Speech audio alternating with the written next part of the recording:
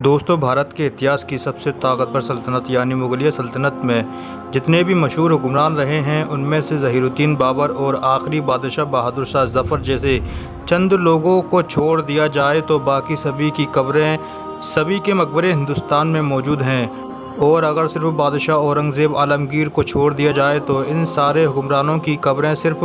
कब्रें ही नहीं हैं, बल्कि इतिहास की सबसे खूबसूरत और सबसे आलीशान इमारतों की निशानियां हैं। क्योंकि इनमें से अगर कोई दिल्ली के मशहूर खूबसूरत हुमायूं के मकबरे में दफन है तो कोई आगरा के पास मौजूदा सिकंदरा की एक आलीशान इमारत में दफन है, और कोई बादशाह तो इन सभी से बहुत आगे बढ़कर दुनिया के 7 अजूबों में से एक अजूबा यानी कि ताजमहल के अंदर मौजूद है। लेकिन अब देखिए कि कितनी ज़्यादा अजीब बात है कि इन सारे मुग़ल हुक्मरानों में से सिर्फ बादशाह औरंगज़ेब आलमगीर ही वो इकलौते हुक्मरान हैं कि जिनकी कब्र को लेकर आए दिन कोई ना कोई बवाल होता रहता है।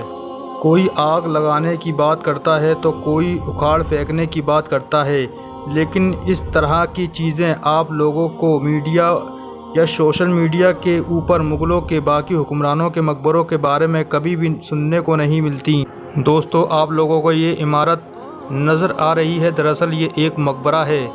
कि जो सिकंदरा नाम के उस इलाके में मौजूद है, कि जो मुग़लों के कभी बहुत ज़्यादा दिल के करीब रहने वाले शहर मतलब कि आगरा में कुछ दूरी पर मौजूद है।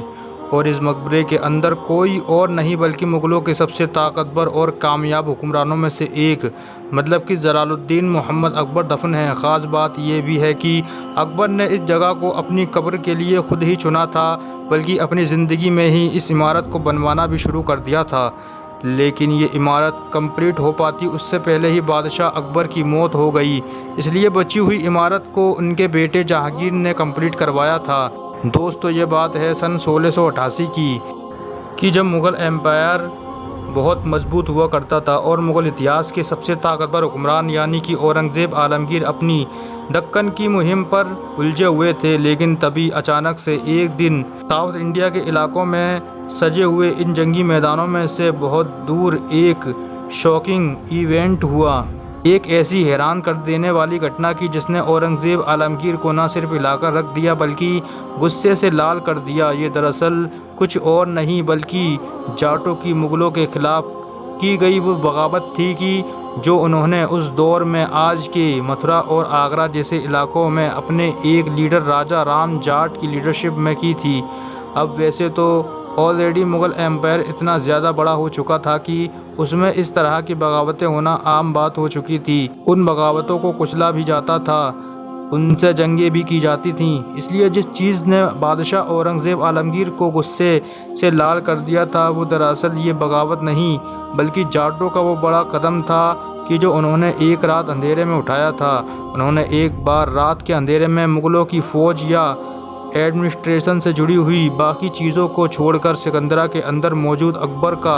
ये जो मकबरा है इसी के ऊपर धावा बोल दिया। अब क्योंकि बाकी हुक्मरानों की तरह अकबर का ये जो मकबरा था ये भी मालो दौलत और कीमती चीज़ों से भरा पड़ा था, इसलिए पहले तो मकबरे के अंदर मौजूद जितना भी ख़जाना था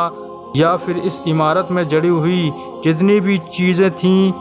जितने भी सोने जवाहरात थे या हीरे मोती रहे होंगे, उन सभी को लूट लिया गया। इमारत की बहुत सारी चीज़ों को डिस्ट्रॉय किया गया जबकि कुछ हिस्सों को आग के हवाले भी कर दिया गया। इतने पर ही नहीं रुके बल्कि हिस्टोरिकल सोर्सेज बताते हैं कि इन लोगों ने आगे बढ़कर फिर अकबर की कब्र को खोदा और फिर कब्र के अंदर से अकबर की बाकिया रिमेन्स को निकालकर आग के हवाले कर दिया। और यही वो चीज़ थी कि जिसने उस दौर में न सिर्फ पूरे मुग़ल एम्पायर में कोहराम मचा दिया था बल्कि मुग़लों की गद्दी पर बैठे हुए औरंगज़ेब आलमगीर को भी गुस्से से लाल कर दिया था। खबर मिलते ही बादशाह औरंगज़ेब आलमगीर ने एक बड़ी कार्रवाई का हुक्म दे दिया था। फ़ौरन ही मुग़लों की फ़ौज इस बगावत को दबाने के लिए निकल पड़ी थी। 1688 में ही न सिर्फ जाट की ये बड़ी बगावत कुचल दी गई थी बल्कि उनके लीडर यानी कि राजा राम जाट को भी एक जंग में ख़त्म कर दिया गया था। इसके बाद बादशाह औरंगज़ेब ने अपने परदादा